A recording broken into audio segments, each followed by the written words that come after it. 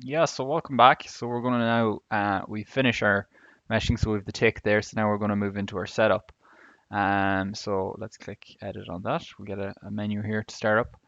So we're going to use double position again, and we'll go with the 7 processors again. Why not? So that'll take a second to load up. I'll just pause it here while it loads in. Well, probably won't take that long. We'll kind of stick with it. So just close that.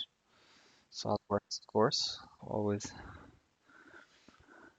kicking up. Oh wow, really? One sec, I'll just close that down. Right, looks like we're loaded in now. So it took about maybe 2, 3 minutes to load in there, depending on your computer. And your spec. So we have a bit of a display here now on the mesh. It's grand. Oh, that's pretty sound. So it's just yeah, it's done now. So it should let me load this. Give it a second maybe. So you can see there as well, all the different colors signify a different name selection. So that's the colors it's assigned them.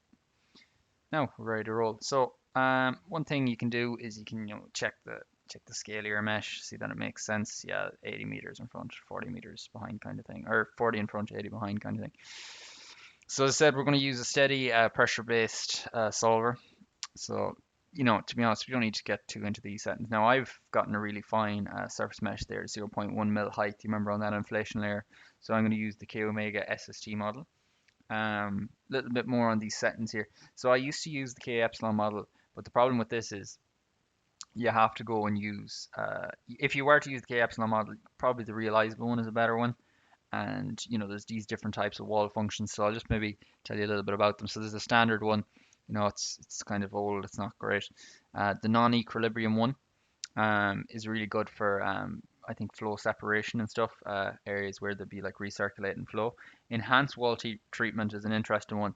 That kind of removes the restriction on that Y plus needing to be between 30 and we'd say 500 um, in the near wall region. So this is kind of what you call a Y plus insensitive wall treatment. So that's an interesting one.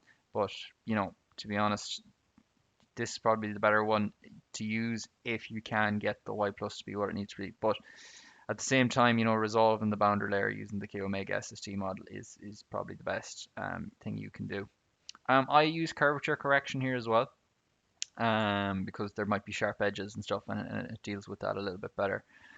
So you can just tick that there. It's grand. Just don't read into it too much. So K Omega SST, yeah, grand. All that's fairly sound. So come in here, fluid, edit your air. So I know the air I used to use used to have this density, and it used to have a 180. Was it 1 or 3? I think it was 3 that I used to use. You can click change create there. That'll work nice. You can come in here, cell zone, check your fluid, make sure that the air is assigned. It is. Very good. All is tidy there. Now, boundary conditions, these are quite important, right? There's not much you need to do in the solver, but you need to get these pretty bang on. So double click that there and you get this nice little menu here. Yeah, everything looks pretty okay there. So the inlet there, yeah, so that's the velocity inlet there, the far side. So I'll walk through a little bit of the settings here. So I'm going to have maybe 22 meters per second, about 80 kilometers per hour coming in. You specify these things here. Now, I always specify maybe about 1% intensity coming in. And if you do a little bit of reading up on what these mean, I'm not going to spend too much time on it, but like there's different ways that you can specify this. Now, I have always just for these simulations gone 1% intensity coming in and viscosity ratio of 10.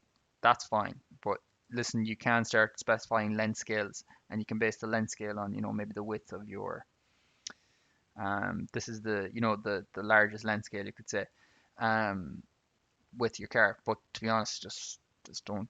This can affect the solutions quite a bit, depending on the turbulence model you use. But for the K Omega SST, 1 in 10 is pretty grand. Just keep that inlet a little bit away as well.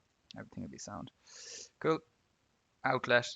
All you want to do for your outlet is just make sure that these settings are kept kind of pretty much the same Why do you specify a backflow? That's if sometimes the flow can come back in, and if it does, you put it at 3%. To be honest, if you do this right and the sizing is correct, it won't be coming back in.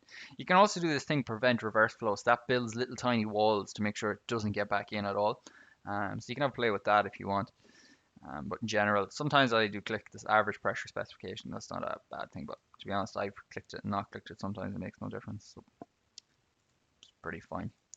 Don't worry about it. 3 symmetry boundary conditions. Yeah. Now, what you do want to do is come down here and get that ground. You want to edit that ground and you want to make that a moving wall. Okie doke. And you want it to be moving in the X direction. Yeah, plus X. I want you to slide this way. See, I want it to move underneath the car relative. And move at 22 meters per second. Translational. Very good. No slip wall. Don't bother with roughness. You can start getting into roughness if you want and stuff, but to be honest, don't overcomplicate things. Is your mesh fine enough to start messing around with roughness? Who knows? So moving wall for the ground, yeah. Right, another thing that we do want to move is the wheels. So we have a front wheel, trailer, front and back wheel, and a back wheel there. So when you click in here, what we want to do is this. We want them to be moving and we want them to be rotational. And we want them to spin at a certain speed. Now, depending on the rate, V equals omega R. Omega then will equal V over R. So V is going to be 22, and depending on the radius of this wheel here now, to be honest, I think it's, you might put down a radius of 0.3. So you're talking around, from what I remember, the radius of these wheels 0.4. I'm going to put down maybe 65 for that. There, 65 rad per second. You can get the exact amount. I'm not too bothered now. But what you do need to be very careful about specifying is the axis of rotation, which is nearly always going to be correct if you go with the same way I've been going about. So we want to spin around positive Z. And you can see there, if you do the right hand rule, you'll see that these wheels are going to probably spin the right way. So just make sure that is the case here. So if they spin across positive Z, yeah, they'll spin the correct way. Just let me double check. Yeah.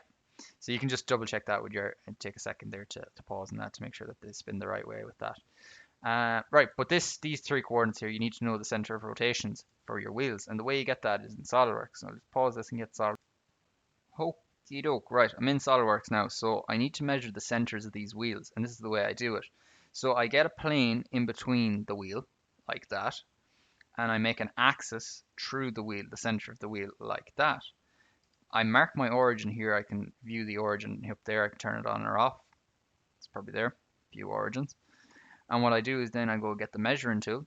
This is the easiest way to do it. And then you click the axis. And now that measures me. Well, I go back 859. Let me get a piece of paper. Okay, so this is for the front wheel. And the front wheel is a Y off the ground of 337. It's an X backwards of 859.82. Use many decimal places as you want. I use a lot when I was doing this. How do you measure the Z? Well, you click out of that. Ooh. Much lag, and click this plane, and I see that that's 819 in the Z, and I do that for all 4 wheels, and then I input them here. So let me click out of that, and then let me open up Fluent again. So this is for B wheel. So I just done the front wheel there, didn't I? So I click front wheel here, edit. So I come up here, moving wall, rotational. We said 65 or something there before, didn't we? So 0. Remember, you're working in meters. 859. It automatically changed to meters when you load it in. You might have seen there from the scale. So 0.85982 in the X, it's upwards of 0.332. You can go measure this depending on your model. And mine was 0.195 backwards. Spin in the Z, positive, yeah, and click apply a few times there, make sure. So the same for the back wheel there. I'm actually going to just put that as stationary, but in general, I'm not going to waste time measuring all of them now, but that's going to be spinning. The others are going to be stationary for this simulation here, but just measure them up in SolidWorks and put them in there. But that's how you do it anyways. So just to run over that there, speed, V equals omega R, omega equals V over R, and then measure them from SolidWorks. Grant. So that's the main boundary conditions, to be honest. Nothing too complicated there. What you need to do now is pushing ahead here.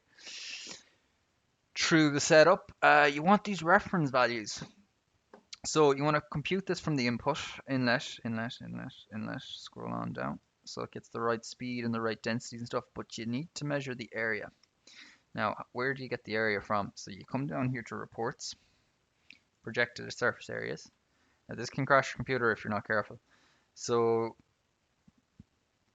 come down here and select all the walls and turn off, very important, turn off the ground. So that's going to project all those walls onto the X-plane and tell me the area of them. So the finest feature will start off at 0.1 mil. This will tell me, that'll tell me down to 10 mil what the area is. Now that's a pretty accurate one, but you want to maybe go down to 1 mil and you'll see it's going to get finer, right? Now I always go another one, but that does take an extra second. But for now, I'm just going to go maybe 0.05. But as I said, I'd put instead of a 5 there a 1. But this number you can see is pretty much converted. So you can copy that there, close, and that's the area. And remember, that's the area for half a car because these are half simulations. So that's just measured. You can confirm that in SolidWorks. It takes a little bit of time, but you can measure it as well. Using a few tricks, but that's the cleanest way to do that. Let me scroll on down. So we have reference values filled out, reference frames, leave that alone. Methods, as I said before, we will use a couple solver. Now, the couple solver is great. It solves, so we're solving, think of your unknowns. You have pressure, velocity is an unknown. So what the couple solver does is it solves for them kind of in tandem, whereas the simple solver solves an equation for each of them individually.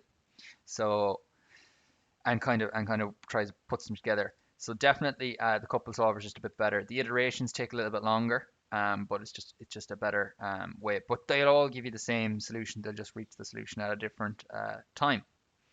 Okay, so moving in here now, we're gonna spatial discretization. So we're gonna discretize space. We don't have to discretize time because you know this is steady state simulation. So all schemes should be second order. Just as easy thing to do. So I'll put that there. Now controls, these are relaxation parameters. So I'll try and explain what these do. So if you have 0.75 for your kinetic energy, what this does is, so think of the iterations. So the next iteration's value is weighted. So we're not going to just say, oh, whatever the next iteration value, say it started off as 1 and then the next iteration moved to 2. We're not just going to say the value now is 2. What we're going to do is we're going to say the value is 2, but then we're going to also take into account a little bit of what the previous value was. So we want the new value to be worth, say, 75% of what the true value is. So you'd go 0.75 times 2, and then 0.25 times 1. So it's a weight between the current iteration and the previous one. So that it means that if you had a bad iteration and it completely blew up the solution a little bit, it still has a chance of coming back to a previous stable iteration. So it kind of, if that can kind of make sense, you can look a little bit more on it, but hopefully that explanation helps on what that is. Cool. Report definitions, you need to come in here now. You want to create two main reports, to be honest. You want to create a drag report. You want to print the coefficient. Nice way to select all of them. So click zone type and select wall. And we don't want the drag on the ground. We want the drag just on the car. We want it to be in the X direction. Click report file, click print to console and call it drag. Very good. Okay, so click OK on that. And then we'll also come in here and click for a lift report. And you'll see this in the Y direction. Does that for us. Call it lift. Same thing, select the wall. We don't want the lift on the road. And then we click report file and definition. Cool. So they're going to print out for us pretty nice. Monitors. Come into residuals. Now this is important. We don't want residual monitors. We'll just watch them go down. We'll watch them level off ourselves. So come into show advanced and let's turn off. We want no convergence conditions on these. We'll just watch them go down. But we want to just run this for a number of iterations. And if we don't think it's converged, we'll run for a few more iterations. But in general, we'll just run without them. So you see our report files and our plots in there. That's pretty much it. So you want to just hybrid initialize this. This will take a few seconds. But what I usually do, yeah, so we'll just hybrid initialize this and then we'll come down here and run the calculation for whatever, maybe 500 iterations and then click calculate. All right, so that's generally how it goes down. At this stage now, if you have some high performance computing, right, what you'll do is you'll go up there, click file, save as, and you'll export the file as a case file. Now my Fluent is just gone a little pause there, so I'll just see what it's doing now and I'll come back. Yeah, so it just had a little bit of a bit of silly moment there, but she's back. Okay, so if you want to, you don't hybrid initialize this. So if you have high performance computing, what you'll go down here is you'll go and you'll export it as a case file. Now, you then can import that case file using your high performance computing, and you'll get someone in your college to kind of explain how that works, someone that's already done it. So get on a Zoom call with them and work out how exactly do it. But it's at this stage you stop putting in settings before you initialize it. You literally just go and export the case file, and that is all you need. All the mesh is contained in that. All the boundary conditions are contained in that. All the reports that you want to print out are contained in that. And literally what that's going to give back when you're done high performance computing, what it's going to give back to you, you'll be able to come over here at this stage and click import, and you'll import a case and no, you'll just import a data file. So you'll get on your high performance computing to export a case and a data file for you. But there's no need to import the case because the case is as we're working with now. But if you were going to work on another computer, if you close this down, you can import a case and a data. But you, at this stage now, would just want to import the data, and that would effectively get us to move straight on to results here. We would not need to initialize or run the calculation. That has been done on the high performance computer, HPC. Cool. Right, so, but for now, I'll run for a few iterations here. So I'm going to click initialize. This might take a few seconds. Just interest. Ooh, better close SolidWorks. There will be explosion. Sound close SolidWorks there. So we'll just see how long this generally takes. Sometimes it can take a little bit of a while to initialize this. So I'll just actually talk about what hybrid initialization is. So there's something called Laplace's equation. That what it's doing is it's solving Laplace's equation in the domain for 10 iterations, which is a really simple equation to solve, and it just populates each cell with a reasonable starting value. So hybrid initialization is pretty decent. Okay. So the case has been checking. Yeah, that's all reasonable. So if you don't specify certain things like pressure, it'll automatically specialize them. So let's just see how long these iterations take. So this this will depend on your computer. So hopefully these bop along. So at this stage now, if you don't have high performance computing and you've gone and done what we've just done here and made a simulation that has 12 million cells, you know this is probably going to take 24 hours of your computer left up to maybe run for just 500 simulations. But that might be, you know, what you have to put up with. So definitely that's why you should just go and buy a PC and have that there for running these simulations, and you can still use your laptop for your college stuff. So definitely that's an idea on how you should roll with this. So you can see there's the first iteration. So we'll just interest and see how long these. I'm going to pause here and we'll see how long these take. Okay, so that's finished up there. Yeah, that took maybe 4 minutes. You know, it took a while there. Well, it should be finished up now. Just looking at it there. So what happens every time? The residual should decrease every time. So this destabilizing thing, this usually shouldn't come up, but it's coming up. You know, the reason why any errors would happen is because my domain size, you know, isn't large enough. Also, that surface mesh that I put down, I wanted that to mesh relatively quickly. So, you know, some of the things I would definitely reduce on it. So. And not so much the 10 mil on the bulky bits, but you know, the amount of panels that I included as bulky bits, I could definitely have, you know, refined that a little bit more. And usually when I was doing these simulations, I had tons of name selections, and each name selection had its own really specific size of mesh. So that I done tons of simulations. So I was able to work out what's perfect for me and what actually gets these to work. So you do need to really spend some time on choosing those. The hardest thing for you, to be honest, all these solver settings are grand. The way you pre-process it in SpaceGAM is fine. But where you'll spend most of your time is in Fluent's inbuilt solver, choosing the correct sizes for those name selections. Grant. So run calculation. You don't really do much here. You just come over here, set that. As I said, you want to run for about 1500 to 2500, but you notice these converge generally after about 500 to 1000 simulations to iterations. So I'll click 500 there. I'll just see how long it takes per iteration. Probably going to take a little bit. Yeah, so that's pretty much it. While that's running up there, hopefully I don't cut out at any moment while this is doing this, but I'll just do a little bit of chat here. to conclude, even though it is running up to 20 minutes. Ah, no, I might save that for another video. So I'll actually stop this video here and we'll pick it up with another one after this. Okay.